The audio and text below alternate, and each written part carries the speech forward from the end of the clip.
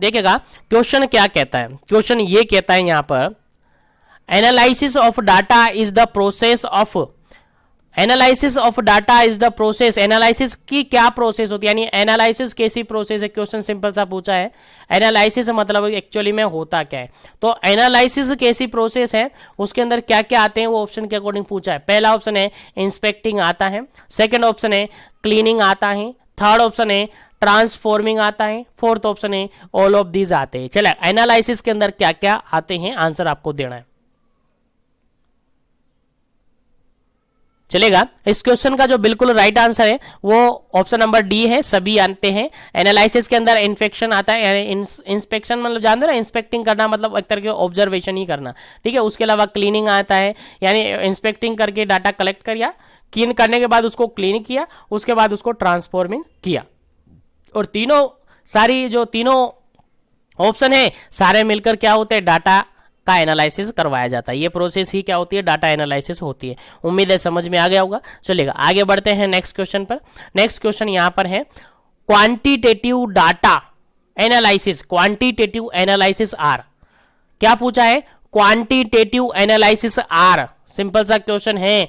Quantitative, बार बार focus कर रहा हूं, quantitative analysis are, quantitative analysis के अंदर कौन सा शामिल है, कौन सा ऑप्शन सही है क्वांटिटेटिव एनालिसिस के रिगार्डिंग। देखिएगा पहला ऑप्शन यहां पर स्टैंडर्ड डेविएशन, सेकंड ऑप्शन यहां पर देखिएगा रिलीजन, थर्ड ऑप्शन यहां पर देखिएगा ब्लड ग्रुप, फोर्थ ऑप्शन यहां पर देखिएगा जेंडर। चलिए आंसर बताइएगा क्या इसका करेक्ट आंसर होगा, जल्दी से आपको आंसर देना है। क्वांटिटेटिव एनालिसिस आपसे पूछा है, क्या पूछा है, क्वांटिटेटिव एनालिसिस पूछा है, जल्दी से आपको आंसर देना है क्या इसका करेक्ट आंसर होगा। चलेगा, इस क्वेश्चन का जो बिल्कुल राइट आंसर है that is option number A, बिल्कुल करेक्ट आंसर होगा। क्वांटिटेटिव एनालिसिस मतलब ये होता है कि किसी भी टाइप की जो एनालिसिस है उसके क्वांटिटेटिव को अपन मेजर कर सकते हैं, यानी उसमें नंबरिंग अपन मेजर कर सकते हैं, उसको इजीली अपन कैलकुलेट कर सकते हैं। इस टाइप की जो एनालिसिस होती है उसको क्या कर सकते हैं अपन, क्या कह सकते हैं, क्वांटिटेटिव एनालिसिस कह सकते हैं, जिसके अंदर अपन इजीली प्रिसाइज करके मेजरमेंट कर सकते हैं। प्रिसाइज मेजरमेंट अपन जिसका कर सकते हैं वो टाइप क्या होते हैं, क्वांटिटेटिव डाटा, यानी कि जिसके नंबरिंग कर सकते हैं, जिसका मेजरमेंट अपन कर सकते हैं वो डाटा क्वांटिटेटिव डाटा है, ठीक है। और यहां पर देखिएगा ऑप्शन के अकॉर्डिंग ये रिलीजन है, ब्लड ग्रुप है, जेंडर है, ये क्वांटिटेटिव नहीं है, ये क्वालिटेटिव है, यानी इनसे क्वालिटी पता चलती है, इनसे क्वालिटी पता चलती है, क्वांटिटी पता नहीं चलती है। किसी ज्योग्राफिकल एरिया के अंदर जाएं कितने जेंडर है, मेल और फीमेल दो जेंडर है। ब्लड ग्रुप की बात करें तो जितने ब्लड ग्रुप है वो है। रिलीजन की बात करें तो अलग अलग धर्म वहां पर आ जाते हैं, रिलीजन वहां पर आ जाते हैं, लेकिन उनकी क्या क्वांटिटी पता चल रही है, नहीं पता चल रही। तो ये किस टाइप के डाटा है, ये क्वालिटेटिव एनालिसिस के अंदर आते हैं। तो याद रखिएगा, मैं दोनों को यहाँ पर थोड़ा सा एनालिस्ट कर देता हूँ। क्वांटिटेटिव और क्वालिटेटिव की बात अगर अपन करें तो पहली बात करते हैं अपन क्वांटिटेटिव, हाँ क्वांटिटेटिव की अगर बात करें तो यहां पर याद रखिए न्यूमेरिकल फॉर्म में इसको हो सकता है। किस फॉर्म में, न्यूमेरिकल फॉर्म में ये हो सकता है, जिसको अपन इजीली परसाइज करके मेजर कर सकते हैं, वो क्वांटिटेटिव होंगे। क्वांटिटेटिव मतलब नंबर यहां पर हो सकते हैं। तो इसके अंदर जनरली अपन कह सकते हैं परसेंटेज यहां पर आता है, परसेंटेज को अपन इसमें मानते हैं, इंडिकेट मान लेते हैं, ठीक है। यहां से क्वेश्चन आपके एग्जाम में पूछा हुआ है इसलिए फोकस कर रहा हूं, चलेगा।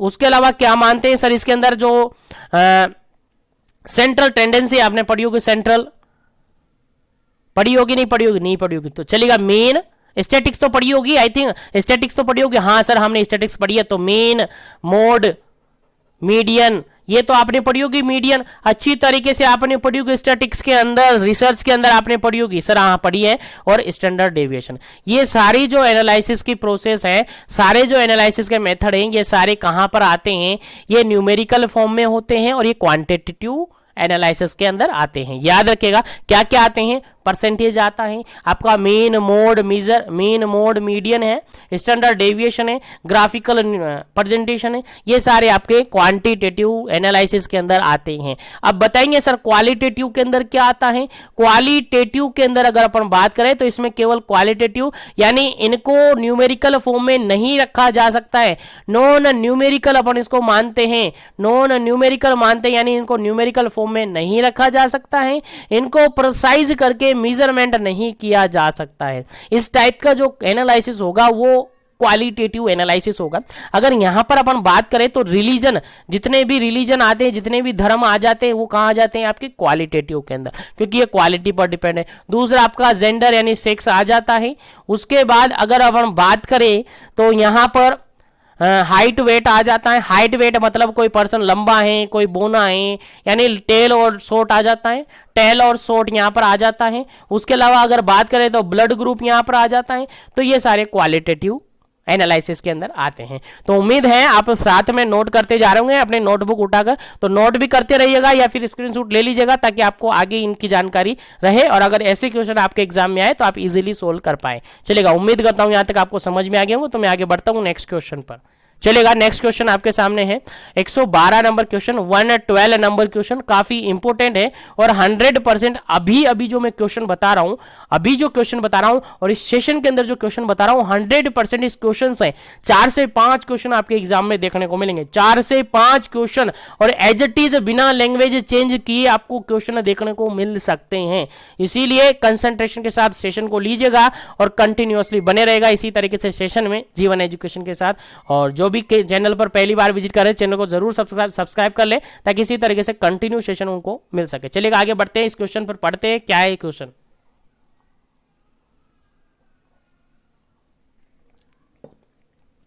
चलिएगा क्वेश्चन समझते हैं। क्वेश्चन काफी इजी है, समझ में आना चाहिए, इजीली आपको समझ में आ जाएगा थोड़ा सा कंसंट्रेशन के साथ अगर रहेंगे तो। क्वेश्चन ये कहता है, देखिएगा क्वेश्चन ये कहता है आपका कि the first sample is select randomly, पहला सैंपल यहां पर रैंडमली सेलेक्ट किया हुआ। आई थिंक क्वेश्चन समझ में आ रहा होगा। क्वेश्चन ऊपर तक नीचे तक दिख रहा होगा। अगर आपको लग रहा क्वेश्चन ऊपर से कट रहा हो तो बता दीजिएगा, बिल्कुल क्वेश्चन को अपन नीचे कर लेते हैं ना, अगर कोई क्वेश्चन कट जाता, क्योंकि इसमें थोड़ा सा ऊपर नीचे हो रहा है क्वेश्चन। चलेगा, यहां पर अगर देखें the first sample is select randomly, यानी पहला सैंपल तो क्या किया, रैंडमली सेलेक्ट किया।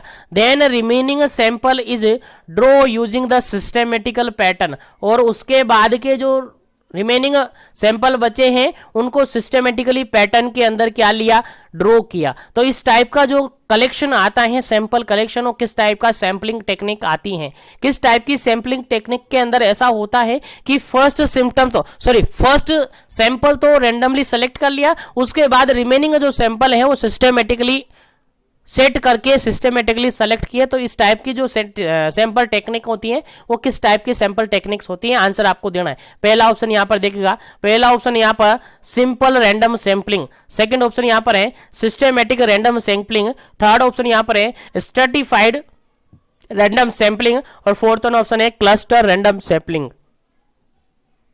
जल्दी से आंसर देना है। और ये क्वेश्चन आई थिंक आप सबको याद हो, तो मैं प्रीवियसली भी डिस्कस कर चुका हूं इस क्वेश्चन के बारे में, तो क्वेश्चन गलत नहीं होना चाहिए। और 100% आपके एग्जाम में सैंपलिंग टेक्निक से क्वेश्चन आएगा। 4 से 5 क्वेश्चन मैंने सेलेक्ट करके बनाए हैं, इन क्वेश्चन से एक क्वेश्चन आपके एग्जाम में टिपकने वाला है, आपके एग्जाम में आने वाला है। इसलिए आपको अच्छे से और ध्यान से पढ़ना है, क्योंकि काफी इंपॉर्टेंट है ये सेशन आपके लिए। चलेगा, इस क्वेश्चन का जो बिल्कुल राइट आंसर होगा क्या होगा, फटाफट से आपको आंसर दे देना है। क्या इसका करेक्ट आंसर होगा, किस टाइप की सैंपल टेक्निक है ये।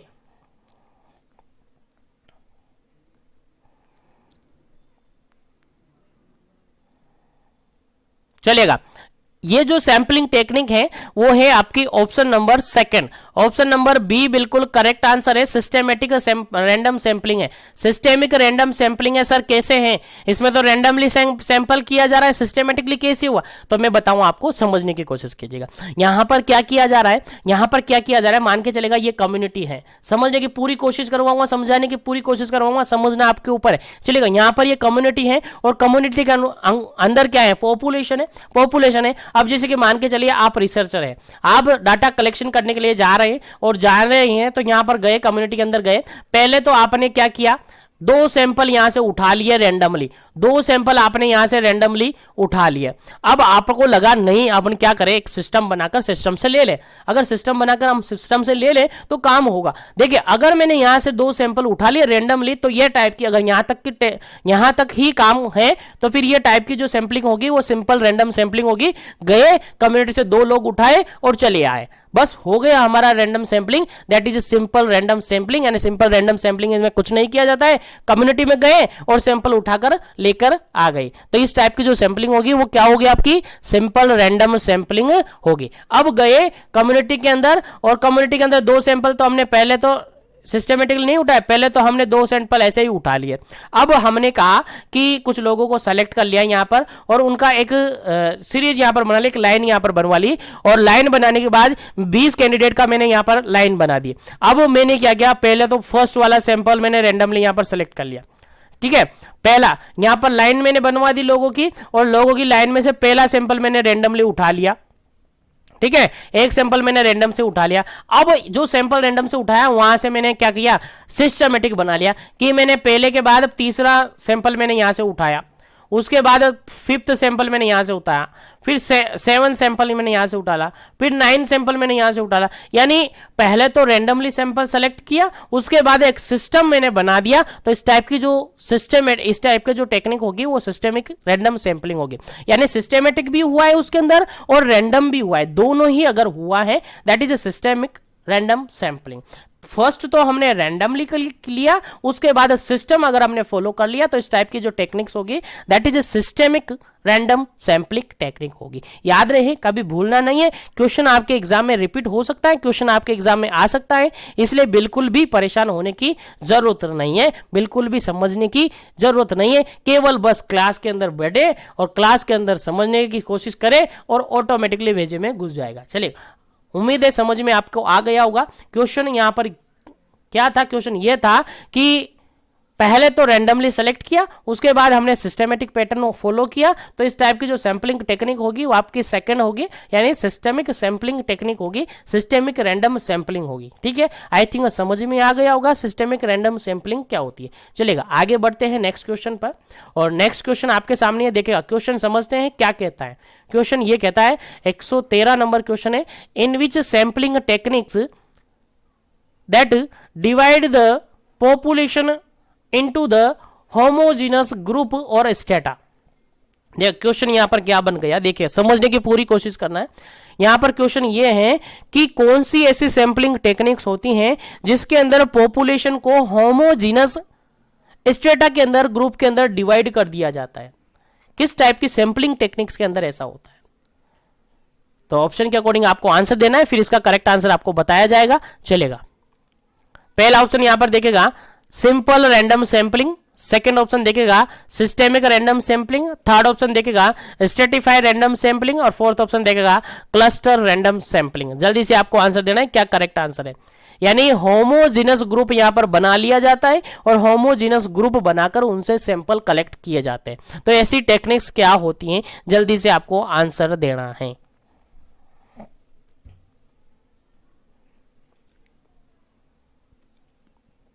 चलेगा, इस क्वेश्चन का जो बिल्कुल राइट आंसर होगा आपका ऑप्शन नंबर थर्ड बिल्कुल राइट आंसर होगा, ऑप्शन नंबर सी बिल्कुल राइट आंसर होगा, stratified random sampling. Stratified random sampling के अंदर क्या किया जाता है, जैसे कि मान के चलिए ये कम्युनिटी है और इस कम्युनिटी के अंदर पॉपुलेशन काफी सारी है, 500 की पॉपुलेशन यहाँ पर है। अब हमें यहाँ पर स्टडी करनी है, हमें यहाँ पर स्टडी करनी है। अब 500 की पॉपुलेशन में हमें 2 दिन में स्टडी कैसे कर पाएंगे, तो फिर हम क्या करेंगे, यहाँ पर देखिएगा क्या करेंगे, यहाँ पर से हम क्या कर देंगे, स्ट्रेटा यानी ग्रुप बना लेंगे। किस बेसिस पर, कुछ क्राइटेरिया फिक्स करके, जैसे कि मैंने यहाँ पर जेंडर बेसिस पे, यानी जेंडर के बेसिस पे मेल और फीमेल का 2 ग्रुप यहाँ पर बना लिया, मेल और फीमेल का 2 ग्रुप बना लिया। मैंने रिलीजन के हिसाब से हिंदू मुस्लिम जो होते हैं उनका मैंने 2-3 ग्रुप यहाँ पर बना लिए। इस तरीके से अगर होमोजीनस मतलब जिनकी क्वालिटी सेम होगी, जो कि सेम जेंडर के होंगे, जैसे जेंडर से बेसिस पे लेंगे तो सेम होंगे, रिलीजन के बेसिस पे लेंगे तो जो ग्रुप रहेगा उसमें सेम रिलीजन होंगे। तो अगर होमोजीनस ग्रुप या स्टेटा अगर अपन बनाते हैं तो उस टाइप की जो सैंपलिंग टेक्निक्स होती हैं उसको कहते हैं अपन स्ट्रेटिफाइड रैंडम सैंपलिंग। क्या कहते हैं, स्ट्रेटिफाइड रैंडम सैंपलिंग। तो उम्मीद करता हूं सिंपल रैंडम सैंपलिंग के बारे में आपको समझ में आ गया।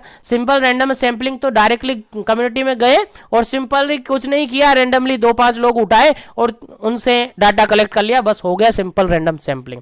उसके अलावा अगर सिंपल रैंडम सैंपलिंग के साथ साथ अगर सिस्टेमिक अपन यूज कर लेते हैं, सिस्टेमिक फॉर्मूला अपन वहां पर यूज कर लेते हैं, सिस्टेमिक पैटर्न यूज कर लेते हैं, तो वो सिस्टेमिक रैंडम सैंपलिंग हो जाती है, वहां सिस्टेमेटिक भी हो जाता है और रैंडमली भी वहां पर हो जाता है।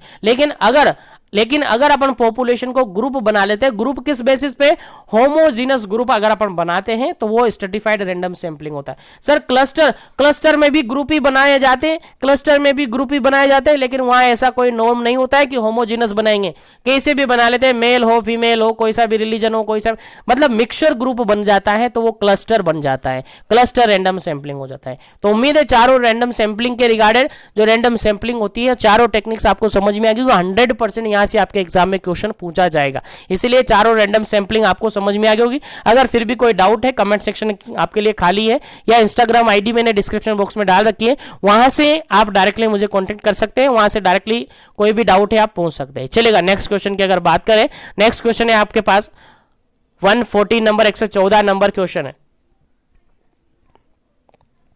114 नंबर क्वेश्चन है। और 114 नंबर क्वेश्चन क्या पूछता है समझते हैं, काफी इंपोर्टेंट क्वेश्चन है, देखिएगा। क्वेश्चन है, which of the following sample technique ensure that the sample is a representation of population.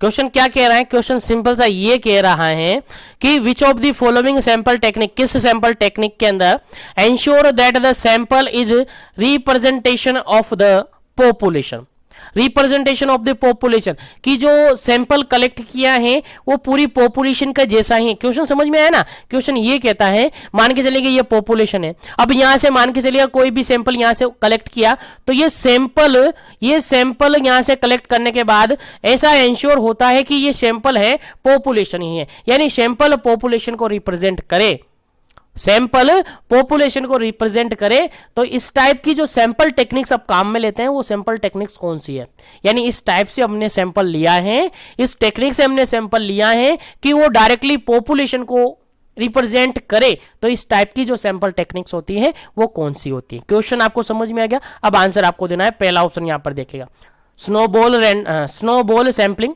Second option यहां पर देगा पर्पसिव सैंपलिंग, थर्ड ऑप्शन यहां पर देगा non random sampling, fourth option यहां पर देगा रैंडम सैंपलिंग। जल्दी से आपको आंसर देना है, क्या इसका करेक्ट आंसर होगा, उसके बाद इसका करेक्ट आंसर आपको बताया जाएगा। जल्दी कीजिएगा, क्या इसका करेक्ट आंसर होगा।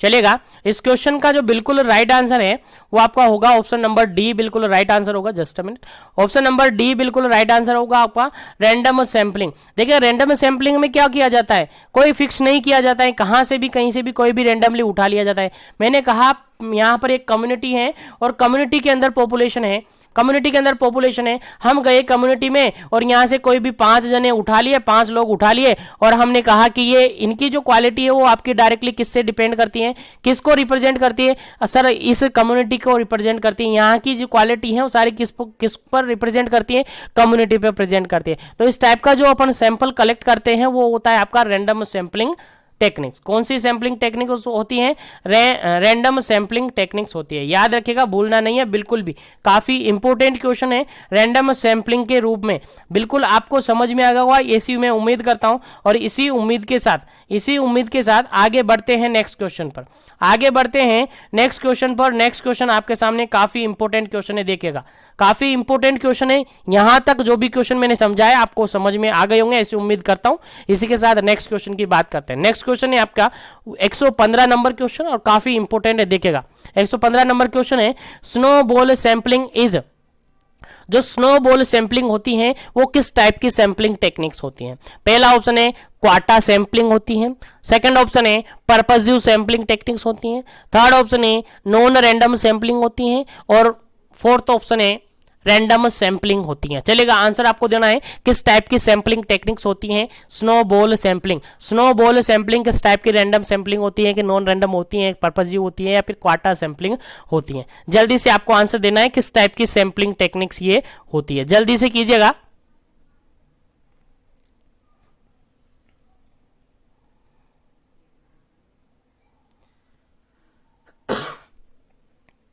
चलिएगा, इस क्वेश्चन का जो बिल्कुल राइट आंसर है, इस क्वेश्चन का जो बिल्कुल राइट आंसर है आपका वो है option number C. Option number third बिल्कुल राइट आंसर है। जो स्नोबॉल रैंडम स्नोबॉल सैंपलिंग है या स्नोबॉल सैंपलिंग है वो किसके अंतर्गत आती हैं, वो नॉन रैंडम सैंपलिंग के अंदर आती हैं, क्योंकि रैंडम तो होगी नहीं और ये दोनों भी क्या होती है, नॉन रैंडम के पार्ट होते हैं। तो बेसिकली अगर सैंपलिंग टेक्निक्स की बात करें तो दो तरीके की सैंपलिंग टेक्निक्स होती है। मैं यहाँ पर आपको समझा दूं ताकि आपको आगे से याद रहे, आगे से भूले नहीं। आगे से यहाँ से कोई सा भी क्वेश्चन आपसे एग्जाम में पूछा जा सकता है। देखिएगा, दो तरीके की सैंपल टेक्निक्स होती है। एक तो होती है रैंडम सैंपल टेक्निक्स।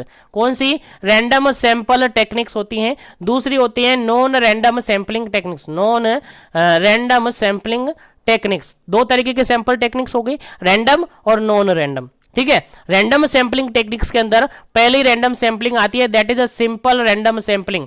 कौन सी? Simple random sampling. दूसरी आती है सिंपल रैंडम सैंपलिंग के बाद दूसरी आती है सिस्टेमिक।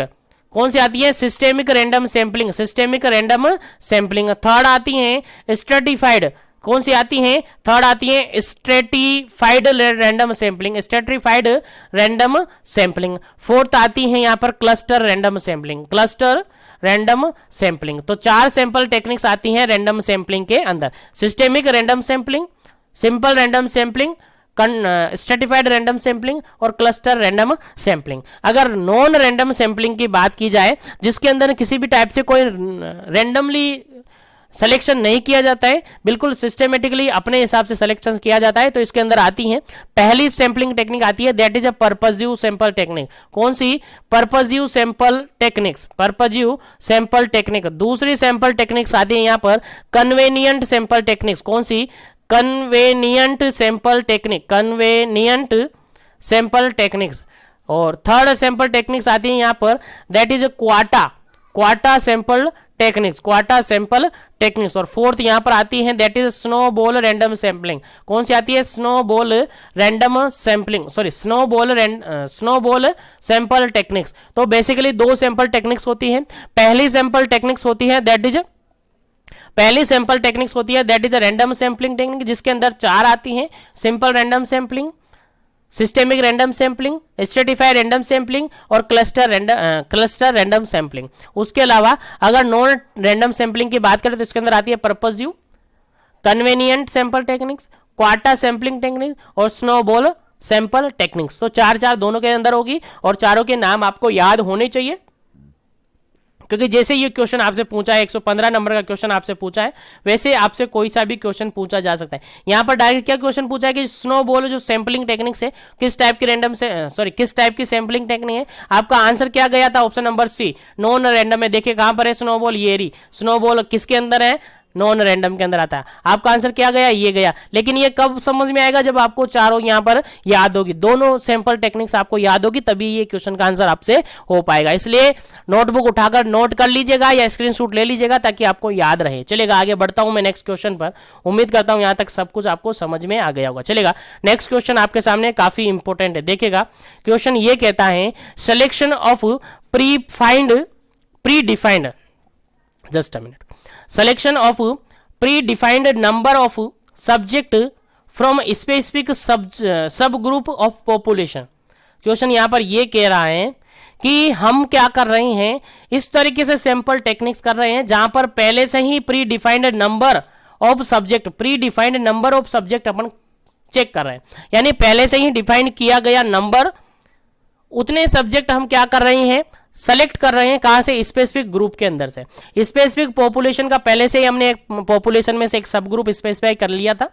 ठीक है, ये पॉपुलेशन है, मान के चलेगा, समझाने की कोशिश कर रहा हूं। ये पॉपुलेशन है और यहां से पहले से ही हमने एक सब ग्रुप बना लिया था। यहां पर यहां पर सब ग्रुप बना लिया था और पहले से ही हमने प्री डिफाइंड कर लिया था कि हम किन किन कैंडिडेट को सेलेक्ट कर ले जाए, पहले से ही हमने चूज कर लिया था कि हम हाँ उस कैंडिडेट को चुनेंगे, हम उस कैंडिडेट को चुनेंगे, हम उस कैंडिडेट को चुनेंगे।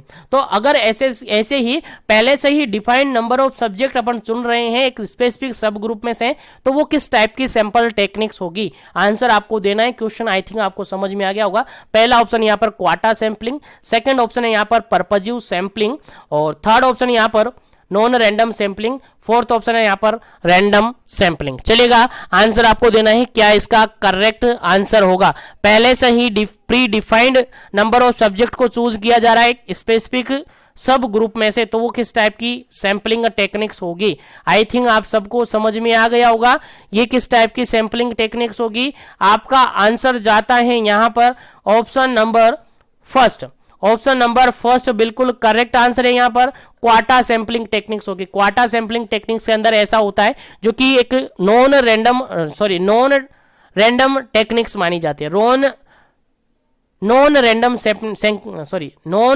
सैंपलिंग टेक्निक से मानी जाती है। कौन सी? Non random. यहां पर किसी भी टाइप से कोई रैंडमली काम नहीं किया जा रहा है। नॉन रैंडम यानी पहले से ही प्री डिफाइंड था, पहले से ही डिफाइन किया हुआ था कितने नंबर के सब्जेक्ट अपन को लेने हैं, पहले से ही सब्जेक्ट को पहले से ही पॉपुलेशन में से सब ग्रुप बना रखा था, यानी पहले से ही सब कुछ फिक्स था। उसके हिसाब से अगर हम टेक्निक से उसके हिसाब से हम सैंपल चुन रहे हैं, सैंपल ले रहे हैं, तो वो टाइप की जो सैंपल टेक्निक्स होती है वो होती है क्वाटा सैंपल टेक्निक्स। याद रखिएगा, क्वाटा सैंपल टेक्निक्स। इस क्वेश्चन का बिल्कुल राइट आंसर है ऑप्शन नंबर ए। उम्मीद है समझ में आ रहा होगा। तो आगे बढ़ते हैं नेक्स्ट क्वेश्चन पर। उम्मीद है यहां तक काफी कुछ आपने पढ़ लिया है। चलेगा, नेक्स्ट क्वेश्चन की बात करते हैं। नेक्स्ट क्वेश्चन यहां पर सिंपल सा ये कह रहा है, सिंपल सा यहां पर ये कह रहा है कि every number of population is equally likely to be selected and the sample are withdrawn with the help of random sample table। देखिएगा, क्वेश्चन यहां पर ये है कि पहले से ही मान के चलेगा एक डेफिनेटेड पॉपुलेशन यहां पर है, और डेफिनेटेड पॉपुलेशन मतलब एक ज्योग्राफिकल एरिया है, कहीं भी सोच लो आप, तो कोई कम्युनिटी है। यहां से आप गए यहां से और यहां से एक सैंपल लिया और चले गए, और अब आप कहते हो कि इस पॉपुलेशन के अंदर जितने भी पॉपुलेशन है, जितने भी कैंडिडेट हैं इस एरिया के अंदर, उनको इक्वल सिलेक्शन के लिए, यानी उनको इक्वली माना जाता है और इक्वली उनका नंबर आ सकता है, किसी का भी आ सकता है। समझ में आ गया ना क्वेश्चन क्या है? Every number of population is equally likely to the selected and sample are withdrawal with the help of the random sample table. Random sample table के रूप में यहां से सैंपल निकालना है, और ऐसा माना जाता है जो सैंपल हमने चुना है उसको इक्वली मार्क्स मिला है। इक्वली मार्क्स मतलब इक्वली उसको मिला है। जैसे कि मान के चले एक बार हमने क्या है, एक पर्सन को उठाया और निकाल लिया। अब हमने सोचा कि नहीं, एक और पर्सन की अपन को जरूरत पड़ेगी, फिर से गए कम्युनिटी में, जो हमें मिला है उसको उठा लिया। अगर हमें लगी फिर जरूरत है, फिर गए, फिर एक उठा लिए, जो हमें मिला वो उठा लिए। तो यहां पर जो पॉपुलेशन है उनको सबको क्या है, इक्वली चांसेस है सेलेक्ट होने का, इक्वली चांसेस है, किसी को भी सेलेक्ट करवाया जा सकता है, कोई भी सब्जेक्ट सेलेक्ट यहां पर हो सकता है, जो टाइम पर मिल गया वो सेलेक्ट हो गया। तो इक्वली चांसेस यहां पर हैं सिलेक्शन के लिए। तो इस टाइप की जो टेक्निक्स होती है वो कौन सी टेक्निक्स के अंदर आता है? पहला ऑप्शन है simple random sampling, second option है क्वाटा सैंपलिंग, थर्ड ऑप्शन है पर्पजिव सैंपलिंग, और फोर्थ ऑप्शन है सिस्टेमिक रैंडम सैंपलिंग। जल्दी से आपको आंसर देना है क्या करेक्ट आंसर है। मैंने काफी कोशिश कर दी आपको समझाने की और उम्मीद करता हूं अब तो आपको समझ में आ गया होगा कि इस क्वेश्चन का आंसर क्या होना चाहिए। चलेगा,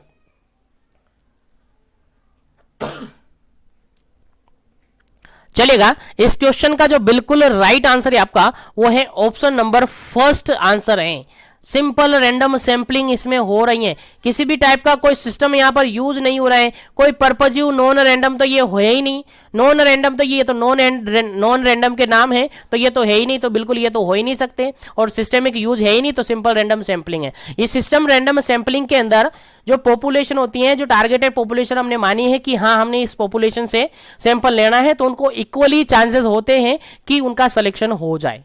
ठीक है, तो सिंपल रैंडम सैंपलिंग इस क्वेश्चन का राइट आंसर हो जाता है। उम्मीद है समझ में आ गया होगा क्यों है इसका सिंपल रैंडम सैंपलिंग। चलिएगा, आगे बढ़ते हैं नेक्स्ट क्वेश्चन पर, और नेक्स्ट क्वेश्चन है काफी सीधा सा, काफी इंपॉर्टेंट क्वेश्चन है।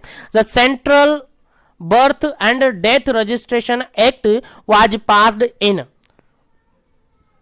जो central birth and registration act है वो कब पास हुआ था, ईयर आपसे पूछा है। पहला ऑप्शन यहां पर है 1969, पहला ऑप्शन है यहां पर 1969, सेकंड ऑप्शन है यहां पर 1881, थर्ड ऑप्शन है यहां पर 1995, फोर्थ ऑप्शन है 1947। चलिए जल्दी से आपको आंसर देना है। पहला ऑप्शन है यहां पर 1969, सेकंड ऑप्शन है 1881, थर्ड ऑप्शन है 1950 और फोर्थ ऑप्शन है 1947।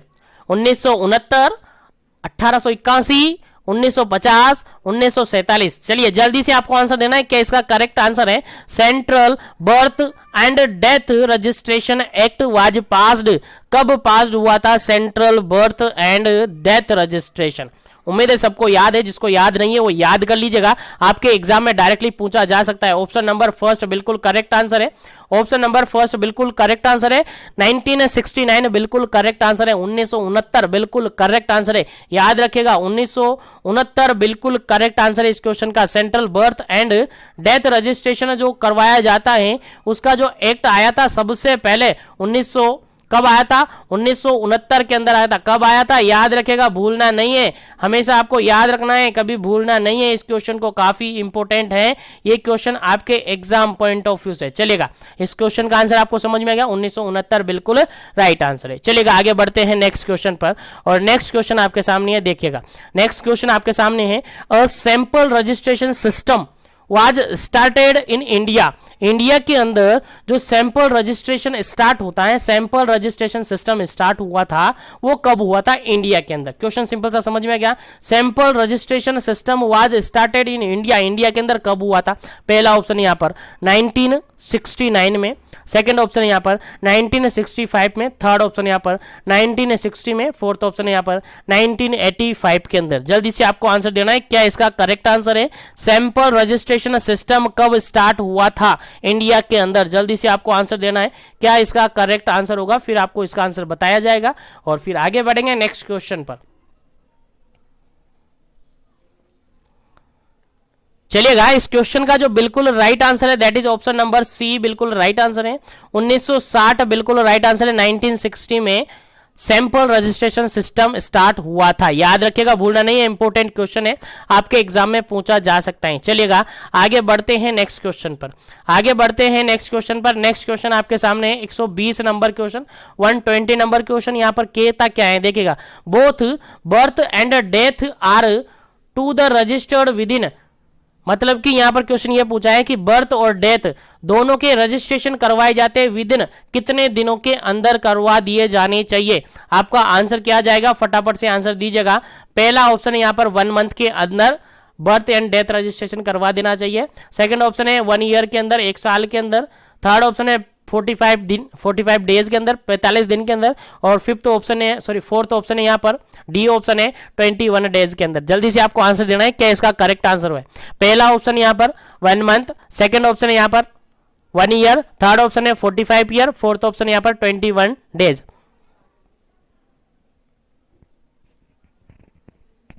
चलेगा इस क्वेश्चन का जो बिल्कुल राइट आंसर है that is option number D, बिल्कुल राइट आंसर है। बर्थ एंड डेथ रजिस्ट्रेशन जो होते हैं वो 21 डेज के अकॉर्डिंग होते हैं, और सेंट्रल जो डेथ बर्थ और डेथ रजिस्ट्रेशन के रिगार्डेड जो एक्ट आया था वो 1968 के अंदर आया था, 1969 के अंदर आया था। उम्मीद करता हूं यहां तक सभी क्वेश्चन आपको समझ में आए होंगे। तो आगे बढ़ता हूं मैं नेक्स्ट क्वेश्चन पर। यहां तक जो भी पढ़ा है कंप्लीटली आपके भेजे में घुस गया होगा, ऐसे मैं उम्मीद करता हूं। इसी के साथ नेक्स्ट क्वेश्चन आपके सामने है, देखिएगा, समझते हैं, काफी इंपॉर्टेंट क्वेश्चन है। देखिएगा क्वेश्चन है, which analysis is based on the quality or attribute and not on precise measurement. देखिए क्वेश्चन यहां पर यह है कि किस टाइप के एनालिसिस के अंदर या किस टाइप की एनालिसिस क्वालिटी पर बेस्ड है, एट्रीब्यूट पर बेस्ड है, जिसमें किसी भी टाइप का प्रिसाइज मेजरमेंट नहीं किया जाता है, प्रिसाइज मेजरमेंट नहीं होता है, नोट लिखा हुआ है। बताइए किस टाइप की एनालिसिस होगी? पहला ऑप्शन यहां पर इंटरप्रिटेशन ऑफ डाटा, डाटा का इंटरप्रिटेशन। सेकेंड ऑप्शन है क्वालिटेटिव, थर्ड ऑप्शन है क्वांटिटेटिव, फोर्थ ऑप्शन है नन ऑफ दी अबव। चलिएगा जल्दी से आंसर बताना है।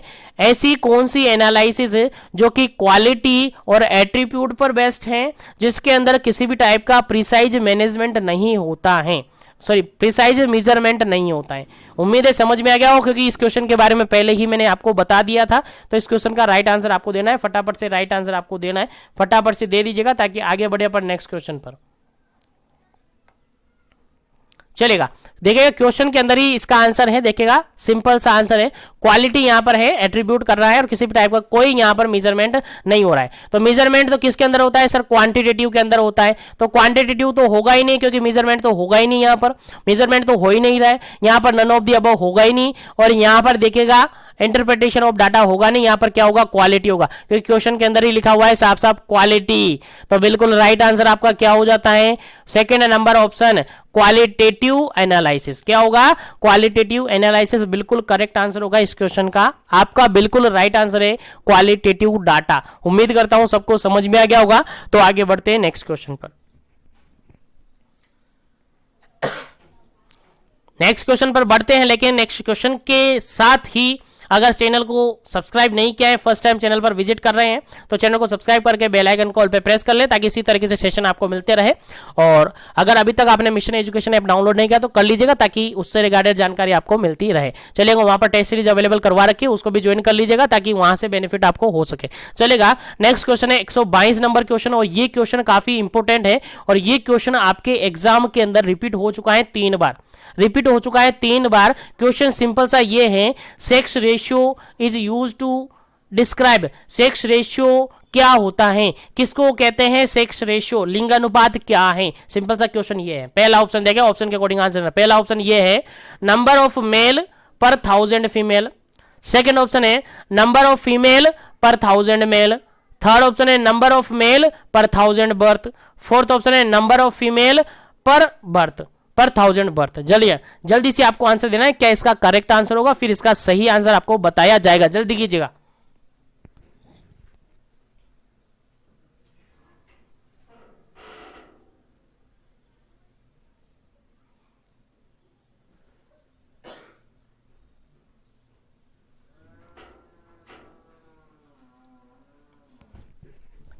चलिएगा, इस क्वेश्चन का जो बिल्कुल राइट आंसर है वो है आपका ऑप्शन नंबर बी, बिल्कुल राइट आंसर है। ऑप्शन नंबर बी बिल्कुल राइट आंसर है। यहां पर फीमेल है, नंबर ऑफ फीमेल पर 1000 बर्थ, 1000 पुरुषों पर महिलाओं की संख्या, 1000 पुरुषों पर महिलाओं की संख्या, यानी 1000 मेल पर फीमेल का जो नंबर होते हैं उसी को सेक्स रेशियो कहते हैं। याद रखेगा, इंपॉर्टेंट क्वेश्चन है, तो याद रखेगा। रिपीट भी हो चुका है 2 बार 3 बार, तो हो सकता है आपके एग्जाम में एज इट इज ऐसा क्वेश्चन पूछा जा सकता है, तो याद रखेगा। चलिएगा आगे बढ़ते हैं, आगे बढ़ते हैं नेक्स्ट क्वेश्चन पर। नेक्स्ट क्वेश्चन काफी इंपॉर्टेंट है और ये क्वेश्चन आपको आना चाहिए, क्योंकि काफी इंपॉर्टेंट क्वेश्चन है। चलेगा, बढ़ते हैं। 123 नंबर क्वेश्चन है। क्वेश्चन क्या कहता है देखिएगा, the highest child sex ratio among the Indian state as per 2011 census is found in, यानी 2011 की जनगणना के अनुसार 2011 के सेंसस के according child sex ratio highest किसका था?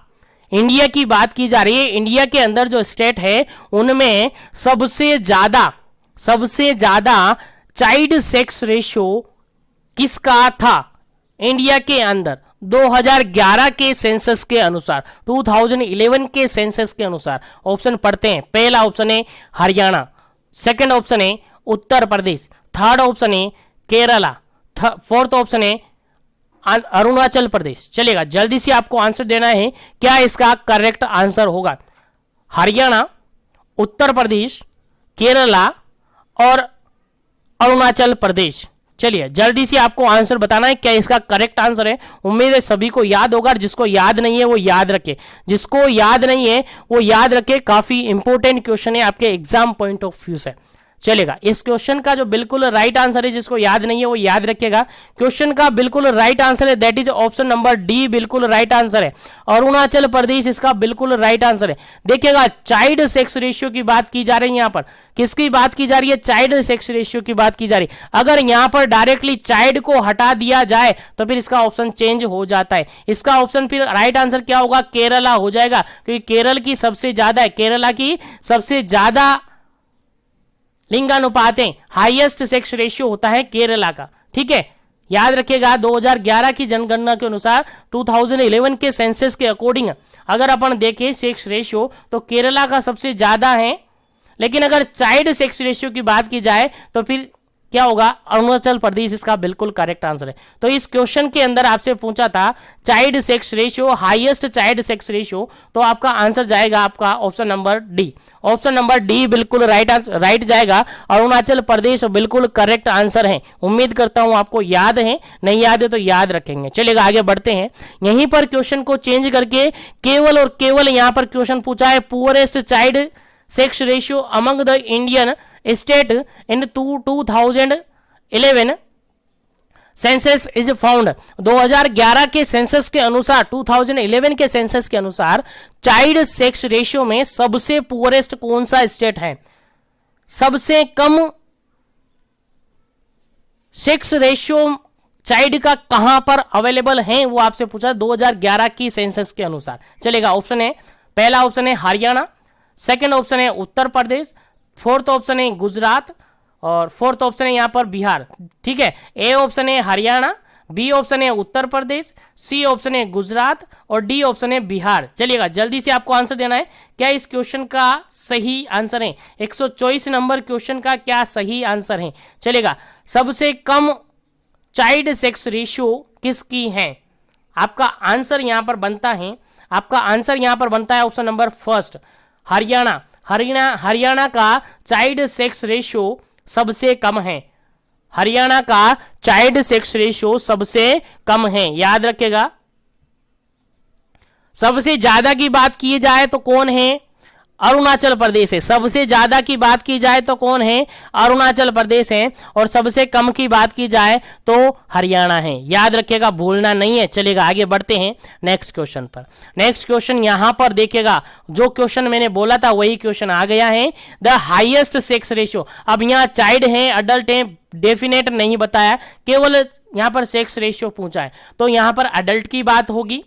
चाइल्ड की तो पूछ लिया अपने, अडल्ट की ही बात होगी। तो देखिएगा the highest sex ratio among the Indian state as per 2011 census, 2011 के सेंसस के अनुसार, 2011 की जनगणना के अनुसार हाईएस्ट सेक्स रेशियो किस स्टेट का था। पहला ऑप्शन है हरियाणा, दूसरा ऑप्शन है उत्तर प्रदेश, थर्ड ऑप्शन है यहां पर केरला और फोर्थ ऑप्शन है यहां पर अरुणाचल प्रदेश। चलिएगा, अब आंसर आपको देना है, क्या इसका करेक्ट आंसर होगा, जल्दी कीजिएगा, क्या इसका करेक्ट आंसर होगा। चलेगा, अभी थोड़ी देर पहले मैंने बताया था इसका आंसर, बिल्कुल राइट आंसर है ऑप्शन नंबर सी, बिल्कुल राइट आंसर है। केरला का बिल्कुल सबसे हाईएस्ट सेक्स रेशियो केरला का, कितना हाईएस्ट रेशियो किसका है, केरला का। याद रखिएगा, हाईएस्ट रेशियो किसका है, केरला का है। हाईएस्ट रेशियो किसका है, केरला का है। लेकिन चाइल्ड हाईएस्ट रेशियो पूछा जाए, चाइल्ड सेक्स रेशियो पूछा जाए, हाईएस्ट चाइल्ड की बात की जाए तो फिर अरुणाचल प्रदेश होगा, और चाइल्ड की बात नहीं की जाए तो फिर केरला होगा। दोनों याद रखिएगा, गलत नहीं होना चाहिए। अब आगे बात करें नेक्स्ट क्वेश्चन की। उम्मीद है यहां तक सभी क्वेश्चन आपको समझ में आ गए। नेक्स्ट क्वेश्चन की अगर बात करें, नेक्स्ट क्वेश्चन आपके सामने देखिए, काफी इंपोर्टेंट है। The poorest sex ratio among the Indian state, Indian state के अंदर 2011 की जनगणना के अनुसार सबसे कम सेक्स रेशियो किसका था। आंसर आपका क्या होगा, ऑप्शन बताता हूं, असम, सेकंड ऑप्शन है बिहार, थर्ड ऑप्शन है राजस्थान, फोर्थ ऑप्शन है हरियाणा। चलिएगा, आंसर आपको देना है, क्या इसका करेक्ट आंसर होगा। सबसे कम की बात की जा रही है, poorest sex ratio among the Indian state is found according to 2011 census, 2011 की जनगणना के अनुसार बताना है। चलेगा, इस क्वेश्चन का जो बिल्कुल राइट आंसर होगा वो क्या होगा। चलेगा, बिल्कुल राइट आंसर होगा ऑप्शन नंबर डी, बिल्कुल राइट आंसर होगा हरियाणा। बिल्कुल राइट आंसर इसका हरियाणा बिल्कुल करेक्ट आंसर है इसका। याद रखिएगा, भूलना नहीं है। उम्मीद करता हूं इस क्वेश्चन का आंसर आपको याद रहेगा। उम्मीद करता हूं इस क्वेश्चन का आंसर आपको याद रहेगा। जिसको याद नहीं रहे वो याद रखने की पूरी कोशिश करना। चलिए आगे बढ़ते हैं नेक्स्ट क्वेश्चन पर। और नेक्स्ट क्वेश्चन आपके सामने काफी इंपॉर्टेंट है। देखिए नेक्स्ट क्वेश्चन आपके सामने काफी इंपॉर्टेंट है। क्वेश्चन क्या है देखिएगा, पढ़ते हैं। क्वेश्चन ये है 127 नंबर 127 नंबर क्वेश्चन है। क्वेश्चन ये कहता है if birth rate is high, birth rate कैसा है, हाई है। Death rate is decline, death rate कैसा है, डिक्लाइन है। The country will be in the stage of the demographic cycle. Demographic cycle आपने पढ़ी होगी। डेमोग्राफिक साइकिल के अंदर आपको देखना है कि वो कंट्री जिसकी बर्थ रेट तो हाई है, वो कंट्री जिसकी डेथ रेट क्या है, डिक्लाइन है, यानी बिल्कुल डिक्लाइन हो रही है। तो डेमोग्राफिक साइकिल में कौन से स्टेज पर होगी? पहला ऑप्शन है हाई स्टेशनरी स्टेज पर, सेकंड ऑप्शन है लेट एक्सपेंडिंग स्टेज पर, थर्ड ऑप्शन है अर्ली एक्सपेंडिंग होगी, फोर्थ ऑप्शन है लो स्टेशनरी होगी। जल्दी से आपको आंसर देना है, क्या इसका करेक्ट आंसर होगा, जल्दी से आंसर देना है। डेमोग्राफिक साइकिल के अंदर आपको देखना है, डेमोग्राफिक साइकिल के अंदर आपको देखना है वो कंट्री जिसकी बर्थ रेट तो हाई है लेकिन डेथ रेट जो है डिक्लाइन है। बर्थ रेट तो हाई है लेकिन डेथ रेट क्या है, डिक्लाइन है। तो डेमोग्राफिक साइकिल के अंदर कौन सी स्टेज पर होगी, आंसर आपको देना है, क्या इसका करेक्ट आंसर होगा। चलिएगा इस क्वेश्चन का जो बिल्कुल राइट आंसर होगा आपका ऑप्शन नंबर सी बिल्कुल राइट आंसर होगा। ऑप्शन नंबर सी बिल्कुल राइट आंसर होगा। अर्ली एक्सपेंडिंग होगा। क्या होगा, अर्ली एक्सपेंडिंग होगा। अर्ली एक्सपेंडिंग वो स्टेज है जहां पर कंट्री की बर्थ रेट तो हाई होती हैं और डेथ रेट डिक्लाइन होती हैं। ऐसी कंडीशन को या ऐसी स्टेज को बोला जाता है अर्ली एक्सपेंडिंग स्टेज। याद रखिएगा, याद रखिएगा, काफी इंपोर्टेंट है, यहां से क्वेश्चन पूछा जा सकता है। देखिएगा बर्थ रेट तो क्या है, बर्थ रेट तो हाई है लेकिन जो डेथ रेट है वो डिक्लाइन है। इतना सा याद रख लीजिएगा, बस इतना सा आपको याद रख लीजिएगा, बाकी आपको ऑटोमेटिकली याद रह जाएगा। ठीक है, चलिए आगे बढ़ते हैं नेक्स्ट क्वेश्चन पर। चलिए नेक्स्ट क्वेश्चन पर बढ़ते हैं। नेक्स्ट क्वेश्चन आपके सामने काफी इंपोर्टेंट 128 नंबर क्वेश्चन है। यहां पर कह रहा है if birth rate and death rate are decline, the country will be which stage of the demographic cycle? Birth rate और डेथ रेट दोनों ही, बर्थ रेट और डेथ रेट दोनों ही क्या है, डिक्लाइन है। चलिए दोनों ही क्या है, डिक्लाइन है। अब बताइए गया कौन सी स्टेज पर होंगे। फर्स्ट ऑप्शन है हाई स्टेशनरी स्टेज पर, सेकंड ऑप्शन है लेट एक्सपेंडिंग पर, थर्ड ऑप्शन है अर्ली एक्सपेंडिंग पर, फोर्थ ऑप्शन है लो स्टेशनरी पर। किस पर होंगे, कौन से स्टेज पर ये होंगे, जल्दी से आपको आंसर देना है। क्या इसका करेक्ट आंसर 128 नंबर क्वेश्चन है, क्या आंसर होगा। बर्थ रेट और डेथ रेट दोनों ही क्या है, डिक्लाइन है। बर्थ रेट डेथ रेट दोनों ही डिक्लाइन है। ऐसी कंडीशन में कौन सी स्टेज होगी, कौन सी स्टेज होगी। बर्थ रेट और डेथ रेट दोनों ही क्या है, डिक्लाइन है। तो इस क्वेश्चन का आंसर क्या होगा, बिल्कुल राइट आंसर इस क्वेश्चन का ऑप्शन नंबर बी बिल्कुल राइट आंसर है। लेट एक्सपेंडिंग होगा जिसके अंदर बर्थ रेट है और डेथ रेट है, बर्थ रेट है डेथ रेट दोनों ही क्या होती हैं, डिक्लाइन होती हैं। ऐसी स्टेज होती है आपकी लेट स्टेज। कैसी स्टेज, लेट स्टेज, क्योंकि यहां पर लेट हो चुके हैं। चलिएगा आगे बढ़ते हैं नेक्स्ट क्वेश्चन पर। उम्मीद है यहां तक आपको क्वेश्चन समझ में आ रहे होंगे। तो आगे बढ़ते हैं नेक्स्ट क्वेश्चन पर। नेक्स्ट क्वेश्चन आपके सामने काफी इंपॉर्टेंट है, देखिएगा।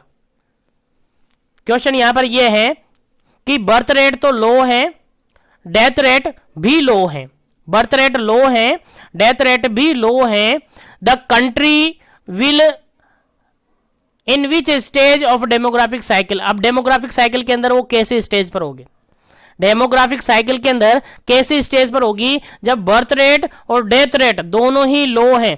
बर्थ रेट और डेथ रेट दोनों ही लो हैं तो कौन सी स्टेज पर होगी, बर्थ रेट और डेथ रेट दोनों ही लो हैं, तो कौन सी स्टेज पर होगी? जल्दी से आंसर देना। हाई स्टेशनरी पर, लेट एक्सपेंडिंग पर, अर्ली एक्सपेंडिंग पर, या फिर लो स्टेशनरी एज पर, लो स्टेशनरी स्टेज पर। जल्दी से आपको आंसर देना है, बिल्कुल करेक्ट आंसर क्या होगा? चलेगा, इस क्वेश्चन का बिल्कुल राइट आंसर है ऑप्शन नंबर डी, बिल्कुल राइट आंसर है। लो स्टेशनरी स्टेज पर वो होगी। कहां पर होगी? लो स्टेशनरी स्टेज पर वो होगी, याद रखिएगा, भूलना नहीं है। चलेगा, आगे बढ़ते हैं नेक्स्ट क्वेश्चन पर। नेक्स्ट क्वेश्चन आपके सामने है, नेक्स्ट क्वेश्चन आपके सामने है, काफी इंपॉर्टेंट क्वेश्चन है, देखिएगा। नेक्स्ट क्वेश्चन क्या कहता है? In demographic cycle which stage does the India stand at present? अभी प्रेजेंट टाइमिंग पे इंडिया डेमोग्राफिक साइकिल में किस स्टेज पर है? बताइए, आंसर बताइए, क्या इसका करेक्ट आंसर है? एट प्रेजेंट, प्रेजेंट टाइमिंग में इंडिया डेमोग्राफिक साइकिल में किस स्टेज पर है? पहला ऑप्शन है आपका हाई स्टेशनरी स्टेज पर, सेकंड ऑप्शन है लेट एक्सपेंडिंग पर, थर्ड ऑप्शन है अर्ली एक्सपेंडिंग पर, फोर्थ ऑप्शन है लो स्टेशनरी पर। जल्दी से आपको आंसर देना है, क्या करेक्ट आंसर होगा? इंडिया की बात की जा रही है, इंडिया अभी प्रेजेंट टाइमिंग पर किस स्टेज पर है डेमोग्राफिक साइकिल के अंदर? जल्दी से आपको आंसर देना है, क्या करेक्ट आंसर होगा? इंडिया की बात की जा रही है, देखिएगा, इंडिया की बात की जा रही है, इंडिया कहां पर है? इंडिया कहां पर है? याद रखिएगा, भूलना नहीं है, आपको याद होना चाहिए। कहां पर है इंडिया? कौन से स्टेज पर है?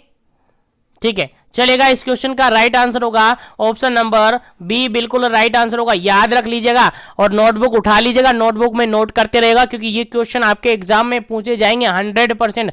यहां से आपके एग्जाम में पूछा जाएगा क्वेश्चन। चलेगा, आगे बढ़ते हैं नेक्स्ट क्वेश्चन पर। उम्मीद है समझ में आ रहा होगा। नेक्स्ट क्वेश्चन की बात करते हैं, और नेक्स्ट क्वेश्चन यहां पर देखिए, काफी इंपॉर्टेंट क्वेश्चन है और 31 नंबर क्वेश्चन है, और इस क्वेश्चन का आंसर आपको देना है।